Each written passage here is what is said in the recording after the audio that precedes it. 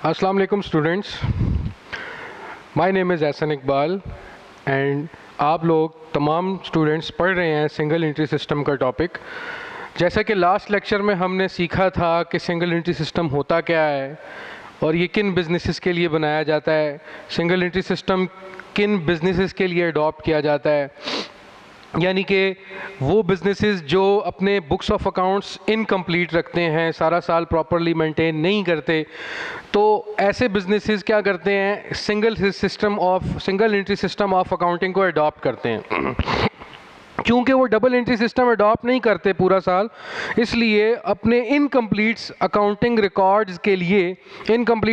Records के लिए वो सिंगल एंट्री सिस्टम का सहारा लेते हैं। ठीक है, तो लास्ट ईयर हमने उसकी रूलिंग पढ़ी। मैंने आपको बताया कि 3 स्टेटमेंट्स बनती हैं। वैसे 2 मेथड्स होते हैं, सिंगल एंट्री सिस्टम के 2 मेथड्स होते हैं। एक इंक्रीजिंग नेटवर्थ या इंक्रीज्ड नेटवर्थ मेथड होता है और दूसरा मेथड जो होता है उसको हम कहते हैं कन्वर्जन मेथड। ठीक है, तो मैं आपको ये दोबारा बताता चलूँ कि हमने लास्ट लेक्चर में स्टेटमेंट ऑफ अफेयर्स का फॉर्मेट पढ़ा और ये पढ़ा कि स्टेटमेंट ऑफ अफेयर्स होती क्या है, ओपनिंग क्या होती है, क्लोजिंग क्या होती है। क्योंकि हमने जो मेथड शुरू किया हुआ है उसका नाम है इंक्रीज्ड या इंक्रीजिंग नेटवर्थ मेथड। इस मेथड में हम 3 स्टेटमेंट्स बनाते हैं, एक स्टेटमेंट ऑफ अफेयर्स ओपनिंग, एक स्टेटमेंट ऑफ अफेयर्स क्लोजिंग और एक statement of profit and loss. जैसा मैं आपको पहले बता चुका हूं कि स्टेटमेंट ऑफ अफेयर्स ओपनिंग जो है वो कौन सी है, ऐसी स्टेटमेंट ऑफ अफेयर्स के जिसमें हम ओपनिंग कैपिटल या ऐसी स्टेटमेंट ऑफ अफेयर जो हम ओपनिंग कैपिटल को फाइंड आउट करने के लिए बनाते हैं वो स्टेटमेंट ऑफ अफेयर्स ओपनिंग कहलाती है। और फिर जैसा कि लास्ट अगर आप लेक्चर की वर्किंग में देखें जो कि मैंने आपको नोट करवाई थी, उसमें मैंने आपको बताया था कि स्टेटमेंट ऑफ अफेयर्स क्लोजिंग कौन सी होती है, वो स्टेटमेंट ऑफ अफेयर के जो क्लोजिंग कैपिटल को फाइंड आउट करने के पर्पज से बनाई जाती है वो स्टेटमेंट ऑफ अफेयर क्लोजिंग होती है। और इन दोनों को बनाने का क्या मकसद होता है, ताकि हम statement of profit and loss बनाकर प्रॉफिट या लॉस फॉर द ईयर या थ्रू आउट द ईयर को क्या कर सकें, फाइंड आउट कर सकें। तो उसी ज़िमन में हमने क्वेश्चन स्टार्ट किए थे। बिस्मिल्लाहिर्रहमानिर्रहीम, हम क्वेश्चंस की तरफ जाते हैं। तो बच्चों, ये आपकी जो सिंगल एंट्री सिस्टम वाले चैप्टर की प्रॉब्लम नंबर 1 है, जो कि इसको मैं आपको देखें, इसका अगर आप बुक पे देखेंगे तो आपको प्रॉब्लम नंबर 1 पढ़ेंगे वो नज़र आ जाएगा कि किस तरह से इसमें हमने उसको सॉल्व किया हुआ है। ये उसका सॉल्यूशन है बेसिकली। मुझे बताइएगा। अच्छा, तो स्टूडेंट्स, जैसा कि मैंने आपको कहा है कि हम प्रॉब्लम नंबर 1 और फर्दर जो हमारे अभी हम क्वेश्चंस आपको रेलिवेंट क्वेश्चंस हैं जो कि सॉल्व करने वाले हैं वो हम सॉल्व करेंगे। और जो क्वेश्चंस आपको खुद सॉल्व करने हैं वो मैं आपको बता दूंगा, क्योंकि वो इनके सिमिलर हैं जो मैंने आपको जिनका आज सॉल्यूशन समझाना है। तो सबसे पहले बच्चों, प्रॉब्लम नंबर 1 है। अगर आप अपनी बुक के जो है पेज को ओपन करें, सिंगल एंट्री सिस्टम यानी चैप्टर नंबर 1 के प्रॉब्लम नंबर 1 को, तो उसमें लिखा हुआ है, देखें कि पहले मैं आपको क्वेश्चन रीड आउट करवाता हूं जिसका आप बुक पे पढ़ सकते हैं। A trader keeps his books by single entry system या single entry method. His position on 31 December 2015 was as follows. Cash at bank 3000, ये यानी कि ओपनिंग जो है ये डाटा है। अच्छा, ओपनिंग और क्लोजिंग का क्या सिनेरियो होता है, देखें। जो क्वेश्चन में आपको ईयर्स मेंशन होते हैं उसमें आपने डेट को चेक करना होता है। डेट को कैसे चेक करना है कि अगर फॉर एग्जांपल एक क्वेश्चन में एक डेट दी हुई है जिसके साथ कुछ डेटा गिवन है और उसके साथ डेट दी हुई है 1 जनवरी 2016 फॉर एग्जांपल, तो ये कौन सी डेट है, ओपनिंग, बशर्ते कि उसी क्वेश्चन में क्लोजिंग डेट ये लिखी हुई हो 31 दिसंबर 2016। बट आपको फिर मैं एक बात समझाता चलूं कि ये 1 जनवरी 2016 को लाजमी नहीं कि 1 जनवरी 2016 लिखा होगा, बल्कि क्वेश्चन में इसको इस मैनर में भी लिखा जा सकता है 31 दिसंबर 2015। अब देखें हमने कैसे अखज़ कर लिया कि ये ओपनिंग डेट है और ये क्लोजिंग डेट है। जिस डेट के साथ साल पुराना होगा वो ओपनिंग डेट होगी और जिस डेट के साथ ईयर नया होगा वो क्लोजिंग डेट होगी। बट सम टाइम कुछ ईयर, ये तो देखें ये तो सेशनल ईयर और फाइनेंशियल ईयर सेम है, लेकिन सम टाइम कुछ ईयर्स ऐसे गिवन होते हैं, फॉर एग्जांपल कुछ बिजनेसेस जो हैं वो अपने ईयर्स कैसे शो करते हैं या कैसे शुरू और एंड करते हैं। वो कहते हैं जी लेट्स सपोज 1 जुलाई 2015 को शुरू हुआ था और 30 जून 2016 को ख़त्म हुआ। अब जैसे कि आपके सामने है फर्स्ट ऐसा, यानी ये जो ईयर है ये भी फाइनेंशियल ईयर है, लेकिन ये सेशनल फाइनेंशियल ईयर है, ठीक है। मतलब जुलाई 2015 को शुरू हुआ और 30 जून 2016 को ख़त्म हुआ, तो ऐसे भी फाइनेंशियल ईयर हो सकता है। इस सिचुएशन में आपने ईयर को देखना है कि ईयर अगर पुराना है तो उसके साथ जो डेटा गिवन होगा वो आपने ओपनिंग कंसिडर करना है, और जो नया साल होगा उसके साथ जो डेटा होगा उसको आपने क्लोजिंग कंसिडर करना है। तो हम चलते हैं अपने क्वेश्चन की तरफ। अब इस क्वेश्चन में आपको नज़र आ रहा है कि हिज पोजीशन ऑन 31 दिसंबर 2015, यानी कि 31 दिसंबर 2015 को इसकी पोजीशन वो क्वेश्चन बुक में लिखा हुआ है क्या थी कि cash at bank 3000, stock 20,000, debtor 30,000, machinery 50,000 and creditors 23,000। His position on 31 दिसंबर 2016। अब दिसंबर 2016 की जो पोजीशन है, दिसंबर 31 2016, अब वो क्लोजिंग डेट की बात कर रहा है, यानी कि क्लोजिंग डेट के साथ क्लोजिंग डाटा। मैंने जो 15 की बात की है वो ओपनिंग डेट थी, उसके साथ जो डाटा था वो ओपनिंग डाटा था। अब मैं जो बात कर रहा हूँ 31 दिसंबर 2016 की, तो उसका मतलब क्लोजिंग डेट और जो डाटा मैं पढ़ूंगा वो क्लोजिंग डाटा होगा, ठीक है। क्लोजिंग डाटा क्या है? Cash at bank 4000, stock, debtors, machinery and creditors. अब आते हैं आगे कुछ मजीद डाटा वर्किंग की तरफ, जिसमें लिखा हुआ है during the year the trader introduce 10,000 as further capital in the business and withdrew 300 per month, ascertain the profit and loss made by the trader. आपने इस क्वेश्चन में ट्रेडर का प्रॉफिट या लॉस निकाल के दिखाना है। तो देखें, जो आपने डेट ओपनिंग डेट के साथ जो डेटा पढ़ा था उससे बनती थी स्टेटमेंट ऑफ अफेयर्स ओपनिंग, जो कि आपके सामने नज़र आ रही है। देखें, इस ट्रेडर का नाम लिखना है सबसे पहले, फिर आपने लिखना है स्टेटमेंट ऑफ अफेयर्स ओपनिंग, फिर आपने लिखना है एज ऑन 31 दिसंबर, यानी ओपनिंग डेट। चूंकि आप क्या बना रहे हैं, स्टेटमेंट ऑफ अफेयर ओपनिंग बना रहे हैं, इसलिए जो डेट लिखेंगे ये भी क्या होगी उसके साथ ओपनिंग। मैंने बच्चों देखो इधर बारी बारी सारे ओपनिंग एसेट्स क्या कर दिए, पुट कर दिए। ओपनिंग एसेट्स मैंने बारी बारी सारे क्या कर दिए, 1 बाय 1 करके, जैसे नज़र आ रहा है cash at bank, stock, debtors, machinery 1 by 1 करके पुट करके, और इधर क्रेडिटर्स पुट किए ओपनिंग, और इनका डिफरेंस जो है ये है आपका ओपनिंग कैपिटल, ये नज़र आ रहा है 80,000। देन आफ्टर जो मैंने डाटा पढ़ा था दिसंबर 31 2016 वाला, उससे बनती थी क्लोजिंग स्टेटमेंट। क्यों? क्योंकि वो क्लोजिंग डाटा था। क्यों? क्योंकि उसके साथ क्लोजिंग डेट की बन थी। अब आते हैं क्लोजिंग डेट की तरफ और क्लोजिंग डाटा की तरफ। देखिए, क्लोजिंग डेट जो थी उसके साथ चूंकि क्लोजिंग डाटा था और उससे जो स्टेटमेंट ऑफ अफेयर बननी थी वो थी क्लोजिंग स्टेटमेंट ऑफ अफेयर। क्यों क्लोजिंग बननी थी? क्योंकि ओपनिंग कैपिटल फाइंड आउट हो गया। अब हमने निकालना है क्लोजिंग कैपिटल, जो कि निकलेगा क्लोजिंग स्टेटमेंट ऑफ अफेयर से, और उस डेटा की मदद से जो कि क्लोजिंग डेट पे गिवन था, उस डेट की मदद से क्लोजिंग स्टेटमेंट ऑफ अफेयर बनेगी ताकि हम क्लोजिंग कैपिटल निकाल सकें। तो सबसे पहले नज़र आ रहा है cash at bank, stock, debtor 1 by 1। वैसे मैं आपको एक और मज़े की बात बताऊँ कि अगर क्वेश्चन में एडजस्टमेंट्स मौजूद हैं, जैसे depreciation, provision for bad debts etcetera etcetera, तो उन सब की treatment closing statement of affair में होती है, ओपनिंग में कभी भी नहीं होती। लेकिन चूंकि इस क्वेश्चन में हमने कोई एडजस्टमेंट नहीं पढ़ी, लिहाजा हमने उसको भी एज स्ट्रेट हमने उसको क्या कर दिया, पुट क्वेश्चन के अंदर कर दिया। एसेट्स पुट किए, इसी तरह क्रेडिटर्स लायबिलिटी साइड पे पुट किए, और जो डिफरेंस निकला वो हमारा था क्या, क्लोजिंग कैपिटल। देन अब आते हैं अगली statement of profit and loss की तरफ। हमारा ओपनिंग और क्लोजिंग कैपिटल निकालने का एक ही मकसद था, वो क्या था कि हम इस बंदे का प्रॉफिट या लॉस पूरे साल का क्या कर सकें, निकाल सकें। तो हमने सबसे पहले नेट वर्थ का फार्मूला लगाया। जैसे मैंने आपको उस दिन statement of profit and loss का पूरा फार्मूला पढ़ाया था। वो फार्मूला क्या था? Closing capital.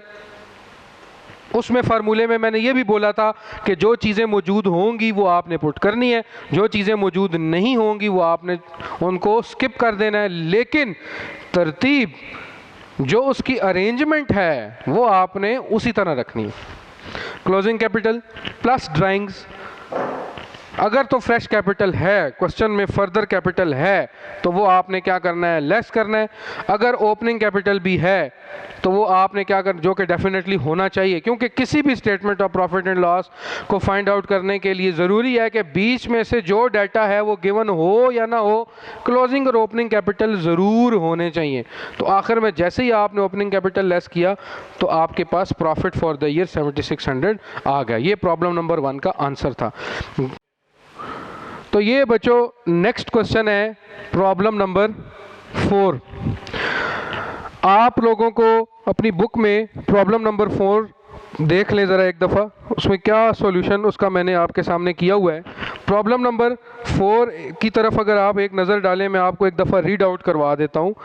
Answer commenced business on 1 जुलाई 2016। जैसे मैं अभी एक दफ़ा पहले जिक्र कर चुका हूँ कि इसका जो फाइनेंशियल ईयर है वो 1 जुलाई 2016 से शुरू हो रहा है। देन डेफिनेटली आपके ख्याल में ख़त्म कब होगा? जैसे मैंने अभी बताया, अगर तो वो 16 के जुलाई में शुरू हो रहा है तो डेफिनेटली 30 जून 2017 में जाके उसको क्या होना चाहिए, ख़त्म होना चाहिए। इसका financial year sessional financial year है, ठीक है, 1 जुलाई से जून तक ख़त्म होने वाला है। ठीक हो गया? अच्छा, तो हम देख रहे हैं कि answer commence business on 1 July with a capital of 20,000। तो लें बच्चों जी, ओपनिंग स्टेटमेंट ऑफ अफेयर बनाने की ज़रूरत नहीं है। ओपनिंग स्टेटमेंट ऑफ अफेयर बनाने की ज़रूरत क्यों नहीं है? क्योंकि ओपनिंग कैपिटल हमें इस क्वेश्चन में दे दिया है। ओपनिंग कैपिटल दे दिया है तो ओपनिंग स्टेटमेंट ऑफ अफेयर्स बनाने की हमें कोई ज़रूरत नहीं है। There is no need to prepare opening statement of affair because the opening capital is given in the question. Now we will move forward. During the year ended 30th June 2017, कहता है साल के दौरान क्या हुआ? He borrowed ₹5,000 from Mr. A. उसने साल के दौरान अपने एक फ्रेंड मिस्टर ए से 5,000 रुपये का लोन लिया। अब ये 5,000 रुपये क्या है, उसकी लायबिलिटी होगी ना, क्योंकि उसके बिजनेस ने लोन लिया है। उसने, देखें इस क्वेश्चन में जिक्र की जाने वाली तमाम चीज़ें उसके बिजनेस से रिलेटेड हैं। अब अगर उसने लोन लिया मीन्स टू से यहाँ पर उसके बिजनेस ने लोन लिया है 5,000 रुपये का, जो कि उसकी लायबिलिटी कंसिडर होगी। और अगर इस लोन के ऊपर कोई ना कोई इंटरेस्ट भी हुआ तो वो भी उसको मिस्टर नासिर को अदा करना पड़ेगा, बशर्ते कि इंटरेस्ट अगर इसने अपने दोस्त नासिर को देना हुआ तो। यानी नासिर ने अगर लोन दिया है अंसर को और अंसर ने कहा है कि इंटरेस्ट वाला है या इंटरेस्ट फ्री है, तो अगर तो इंटरेस्ट फ्री है तो नासिर को कोई लोन के ऊपर इंटरेस्ट नहीं देना पड़ेगा। लेकिन अगर मिस्टर नासिर ने, जो बिजनेसमैन अंसर है, इससे इंटरेस्ट चार्ज किया तो वो भी क्या होगा, अदा करना पड़ेगा और देखना पड़ेगा कि अदा हो चुका है या नहीं हो चुका। आई थिंक सो के क्वेश्चन में कोई इंटरेस्ट नहीं है, ये इंटरेस्ट फ्री लोन है जो कि मिस्टर नासिर की तरफ से गिवन है मिस्टर अंसर को, तो लायबिलिटी तो हर हाल ये कंसिडर किया जाएगा। आगे चलते हैं। And introduced a further capital of 2,000, और साथ ही अंसर ने 2,000 रुपये फ्रेश न्यू या फर्दर कैपिटल के तौर पर इंट्रोड्यूस किया। ये मैं आपको दोबारा बताता चलूँ कि फ्रेश या फर्दर या न्यू कैपिटल वो कैपिटल होता है या वो अमाउंट ऑफ कैपिटल है कि जो साल के दौरान बिजनेसमैन इन्वेस्ट करता है मज़ीद अपने बिजनेस में सरमाया लाने के पर्पज़ के वजह से, ठीक है, पर्पज़ से मज़ीद सरमाया लाने के पर्पज़ से फर्दर जो उसने फ्रेश कैपिटल लगाया है तो वो उसका फर्दर फ्रेश न्यू, ठीक है, या एडिशनल कैपिटल कंसिडर किया जाएगा। नेक्स्ट चलते हैं, और उसी डेट पे उसने क्या किया, 3000 रुपीज़ का फर्नीचर परचेज किया। आगे चलते हैं, he had drawn from the business a sum of rupees 3000 during the year, और उसने कुछ ड्राइंग्स की 3000 रुपये की साल के दौरान। आगे चलते हैं, देखिए लिखा हुआ है 30 जून 2017 को उसकी पोजीशन एज फॉलोज थी, यानी कि साल के आखिर में उसकी क्या पोजीशन थी, cash in hand 450, cash at bank 2500, sundry debtor 4050 यानी 4050, stock 7000, bill receivable 1800, sundry creditor 750। अब आते हैं जी एडजस्टमेंट्स, इस क्वेश्चन में एडजस्टमेंट्स भी गिवन है। Furniture is to be depreciated by 10%, ascertain the profit और loss made by answer for the year ended 30 June 2017। तो देखें बारी बारी सारे एसेट्स देखें। अब इसमें चूंकि ओपनिंग स्टेटमेंट ऑफ अफेयर तो नहीं बनानी थी, क्यों, क्योंकि ओपनिंग कैपिटल गिवन था, लेकिन क्लोजिंग कैपिटल निकालने के लिए हमें क्लोजिंग स्टेटमेंट ऑफ अफेयर बनानी पड़ेगी, बहरहाल बनानी पड़ेगी।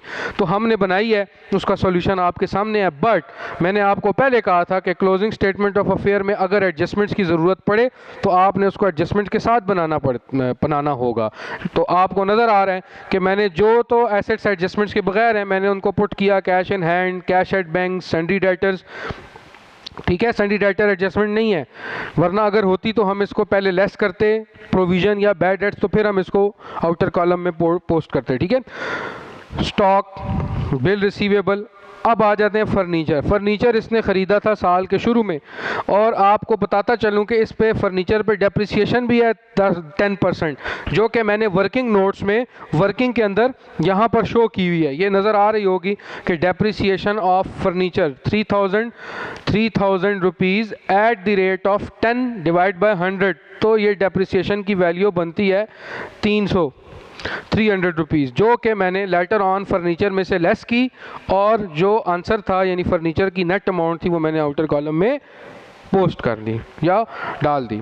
अब देखें एसेट्स का टोटल है, टोटल 18,500 रुपीज़ का। Then after I have deducted the amount of liabilities from the assets total या total of assets, sundries creditors 750, loan from Mr A.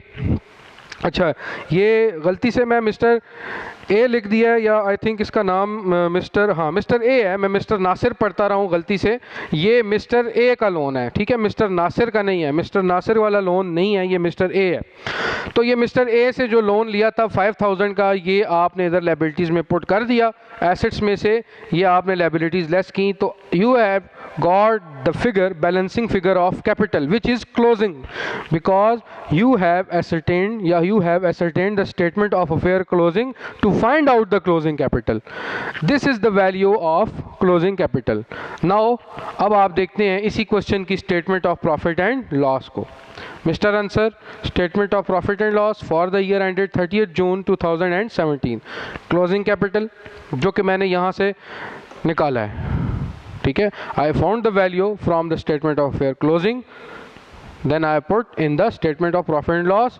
Then after, इस क्वेश्चन में आपको याद होगा ड्राइंग्स भी थी 3000 रुपीज़ की, फार्मूला में ड्राइंग्स पुट की, ऐड किया, 15,750 मुझे हासिल हुआ। उसके बाद उसमें से मैंने फ्रेश कैपिटल या फर्दर कैपिटल या साल के दौरान इंट्रोड्यूस किया जाने वाला कैपिटल मैंने उसमें से लेस किया, तो टोटल मेरे पास आया 13,750, और ओपनिंग कैपिटल जो कि 20,000 मैंने इन्वेस्ट किया था वो मैंने लेस किया, तो इस क्वेश्चन में लॉस शो हो रहा है 6,250 का। वजह क्या है कि क्लोजिंग कैपिटल यानी closing net worth was very less than the opening capital. Even changings भी आई, साल में फ्रेश कैपिटल भी आया, थोड़ी बहुत ड्राइंग्स भी थी, लेकिन साल के शुरू में सरमाया ज़्यादा था, साल के आखिर में कम था, जिसकी वजह से इस क्वेश्चन में हमें लॉस शो हो रहा है। Now we are moving toward the next question, problem number, अच्छा बच्चों, प्रॉब्लम नंबर 7 की तरफ मूव करने से पहले मैं आपको एक बात बताता चलूँ कि प्रॉब्लम नंबर 1 आपको करवाई, तो इससे रेलिवेंट जो अगले 2-3 क्वेश्चंस हैं, you can solve them because these are most relevant और easier than the problem number 1।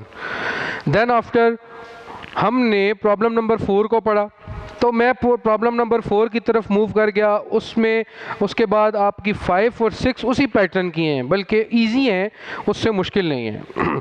फिर भी अगर आपको वो चीज़ें समझ नहीं आती, नेक्स्ट प्रॉब्लम्स में कुछ कन्फ्यूजन है, तो you can ask from me in video link and comment section, ठीक है। तो हम चल रहे हैं प्रॉब्लम नंबर 7 की तरफ मूव कर रहे हैं।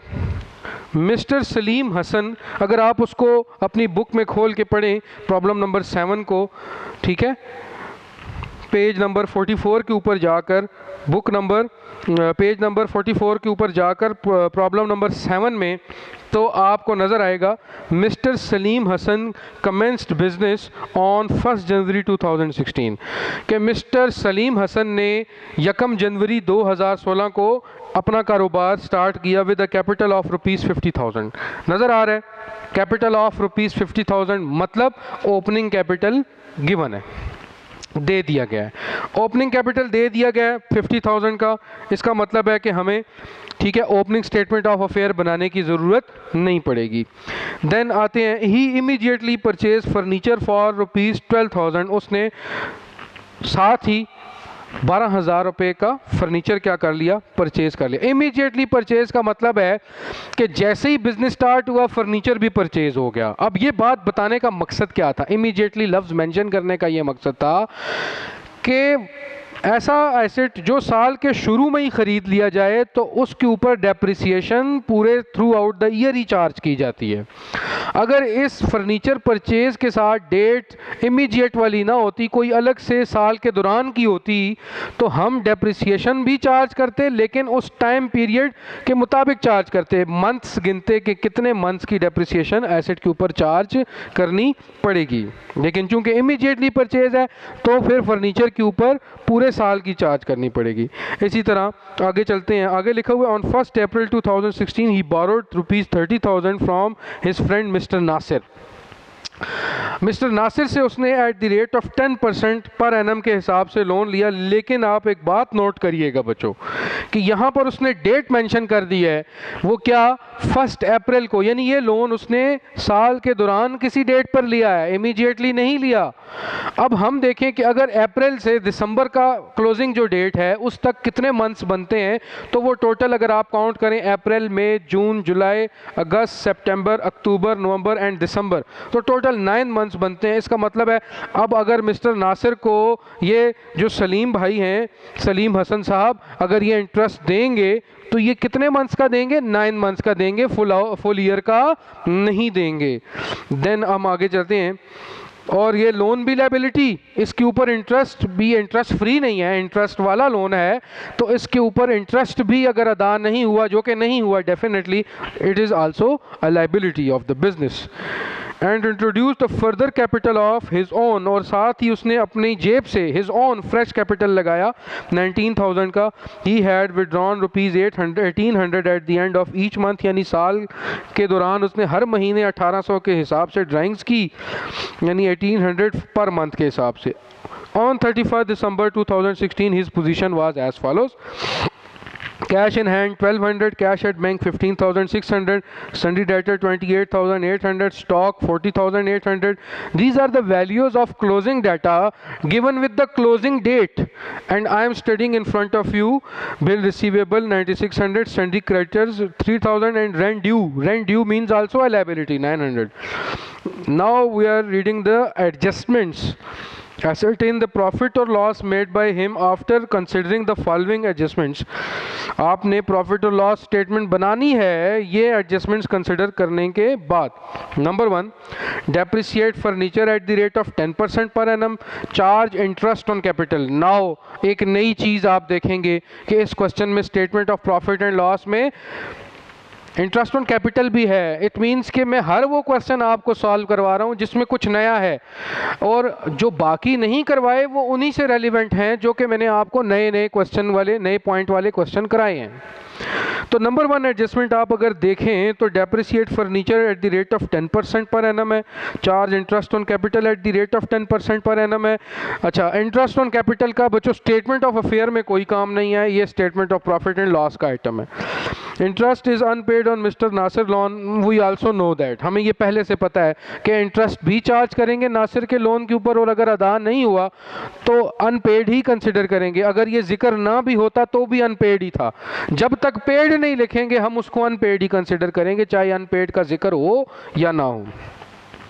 और एक नई एडजस्टमेंट है, right of 2800 from सन्डी debtors. Now अगर आप गौर करें तो देखें मैंने वन बाय वन सब डाटा को पुट किया, cash in hand 1200, cash at bank 15,600 and सन्डी debtors 28,800 after deducting the bad debts.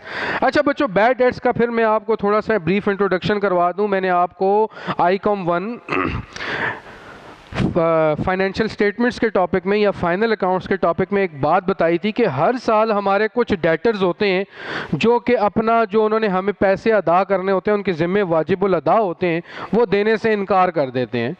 तो ऐसे कर्ज़ों को या डेटर्स को हम बैड डेट्स कहते हैं, बुरे कर्ज़े कहते हैं या बैड डेट्स काउंट करते हैं कि अब हम ये कहते हैं कि इनकी रिकवरी पॉसिबल नहीं है, then we will consider them as a sundry debtors. So therefore हम उनको अपने ओरिजिनल डेटर्स की अमाउंट में से क्या कर देते हैं, लेस कर देते हैं, और उनको लेस करने के बाद जो डेटर बनते हैं उनको हम अपने रियलिस्टिक डेटर्स कंसिडर करते हैं। ठीक है, stock 40,800, bill receivable 9,600। Then after आप अगर देखें तो फर्नीचर 12,000 की वैल्यू मैंने इनर कॉलम में लिखी, वाई, क्योंकि इसके साथ थी एडजस्टमेंट, और एडजस्टमेंट को मैंने सॉल्व किया वर्किंग नंबर 2 में। ये आपके सामने है working number 2, depreciation on furniture 12,000 eight the rate of 10 divide by 100। मैंने मंथ्स को काउंट नहीं किया because this depreciation was through out the year for the full year and charge for the full year because the furniture was immediately purchased. When the business was started, then the furniture was purchased. Therefore, depreciation will be charged for the full year, which is 1,200 rupees. I have deducted these 1,200 rupees from the original value of the furniture. I have got the remaining figure 10,800. Then आपके सामने लिखी हुई है sundry creditor, straight liability without adjustment, less की इधर values जितनी भी होंगी एसेट्स के टोटल में से लेस होंगी। रेंट ड्यू मीन्स टू से आउटस्टैंडिंग, बकाया है भाई, ये रेंट बकाया है, आपके ज़िम्मे है, आउटस्टैंडिंग है 900 का। Okay, then loan from Nasir, it was also a liability because you have taken the loan from Nasir, then you will have definitely to pay off after some time period to Mr. Nasir, as well as interest is also payable to Mr. Nasir on his loan, interest on loan from Nasir, and I have calculated this loan in working notes। जो ये working आप ज़रा नज़र दौड़ाएं तो ये देखें, interest on mister Nasir's loan या loan of Nasir 30,000 multiply by 10 divide by 100 multiply by 9 divide by 12 because 1st April was the date on which the loan has been taken from Mr. Nasir, and if you count from 1st April to 31st December,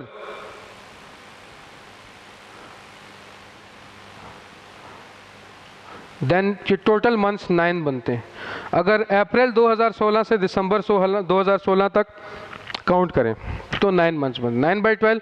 तो ये interest on loan of Nasir 2250। मैंने asset का total किया, liabilities less की, I have got the balancing figure of capital closing. ठीक है, अब हम चलते हैं statement of profit and loss की तरफ, जिसके लिए हम कैपिटल्स निकालते हैं। ठीक है, क्लोजिंग कैपिटल पुट किया, ड्राइंग्स उसमें ऐड की, बिकॉज ड्राइंग्स 1800 पर मंथ थी तो 1800 मल्टीप्लाइड बाय 12, तो क्या वैल्यू जनरेट हुई उससे 21,600 ऐड अप की, fresh capital 19,000 given in the question, less किया इंटरेस्ट ऑन कैपिटल। अब ये नई चीज़ है। अच्छा बच्चों, इंटरेस्ट ऑन कैपिटल क्या है इसके बारे में थोड़ा बहुत बताऊं और फिर चार्ज करने का तरीका बताता हूं। इंटरेस्ट ऑन कैपिटल, ऑनर कहता है कि मैंने अपने कारोबार में सरमाया इन्वेस्ट किया है, Therefore, I will charge interest on this invested capital of mine। मैं अपने इस बिज़नेस में लगाए हुए सरमाए के ऊपर इंटरेस्ट चार्ज करूँगा। वाई, ऐसा क्यों करूँगा? क्यों? अगर यही पैसा मैं किसी बैंक में लगाता, किसी सेविंग सेंटर में लगाता, किसी इन्वेस्टमेंट पोर्टफोलियो में डालता, तो वहाँ से मैं fix rate of interest charge कर सकता था. But I have started the business from this amount and I have invested this amount in my business as a capital, then I will definitely charge interest on my capital. Therefore, interest on capital charge किया जाता है दो capitals के ऊपर, opening के ऊपर और fresh के ऊपर. closing के ऊपर याद रखिएगा कभी चार्ज नहीं होता, क्योंकि इन दोनों को टाइम गुजरता है. क्लोजिंग तो साल के आखिर में आता है, उसको टाइम ही नहीं गुजरता. ओपनिंग साल के शुरू से होता है और फ्रेश साल के दौरान किसी टाइम पे आता है, तो इन पे इंटरेस्ट ऑन कैपिटल चार्ज किया जाता है. तो ओपनिंग जो है उसके ऊपर इंटरेस्ट ऑन कैपिटल चार्ज करेंगे फुल ईयर का. क्यों? क्योंकि वो साल के शुरू में आता है, तो उसके साथ टाइम पीरियड का कोई कंस्ट्रेंट शामिल नहीं है. लिहाजा आपने ओपनिंग कैपिटल के ऊपर इंटरेस्ट ऑन कैपिटल चार्ज किया फुल ईयर का, मंथ्स की कोई कंसिडरेशन नहीं. आ गया 5,000 rupees, because opening capital was rupees 50,000 and rate of interest on capital was 10/100. Then you have got the value of interest on capital on opening capital was 5,000. Then जो fresh था, new था, further था, आपको पता है कि जब loan लिया गया था तो साथ ही फ्रेश कैपिटल भी लाया गया था. यानी जब मिस्टर नासिर से 1 अप्रैल को लोन लिया था हमने, मिस्टर सलीम हसन ने, तो साथ ही उसने अपनी जेब से फ्रेश कैपिटल भी इंट्रोड्यूस किया था. लिहाजा फ्रेश कैपिटल को भी कितने मंथ गुजरे दिसंबर तक? 9 मंथ्स. तो 19,000 multiply by interest on capital multiply by 9 divide by 12, तो value is 1425, 1425. The total interest on capital 6,425. मैं एक दफ़ा फिर बताता चलूँ, इंटरेस्ट ऑन कैपिटल चार्ज होता है ओपनिंग पे और फ्रेश पे. ओपनिंग पे फुल ईयर का होता है, फ्रेश पे अकॉर्डिंग टू टाइम होता है. अगर फ्रेश भी साल के शुरू में ही आ जाता तो फिर टाइम ना देखते, लेकिन चूंकि साल के दौरान आता है तो टाइम कॉन्स्टेंट को इन्वॉल्व करना पड़ता है, मंथ्स काउंट करने पड़ते हैं कि किस मंथ में आया है. उस मंथ से लेकर साल के क्लोजिंग मंथ तक हमने टोटल मंथ्स काउंट करके उतने मंथ्स का हमने इंटरेस्ट ऑन कैपिटल चार्ज करके टोटल करके ओपनिंग वाले इंटरेस्ट ऑन कैपिटल में ऐड करके टोटल वैल्यू ऊपर वाली वैल्यू में से लेस कर दी और आखिर में 50,000 ओपनिंग कैपिटल की वैल्यू लेस की. देन तो हमारे पास क्या आया? We have got the profit for the year 14025, 14,025, 14,025 rupees only. Thank you बच्चों. अगर आपको कोई चीज़ समझ नहीं आई then you can ask in comment section और वीडियो लिंक ऑप्शन. ठीक है, तो मैं उम्मीद करता हूँ कि आप लोग इसको दोहराएंगे, इसको सॉल्व करेंगे और इससे रेलिवेंट क्वेश्चंस को सॉल्व करने की कोशिश करेंगे. और अगर आपको कोई चीज़ समझ नहीं आती तो आप वीडियो लिंक ऑप्शन में या कमेंट सेक्शन में किसी भी टाइम पूछ सकते हैं. Thank you. जज़ाकल्लाह.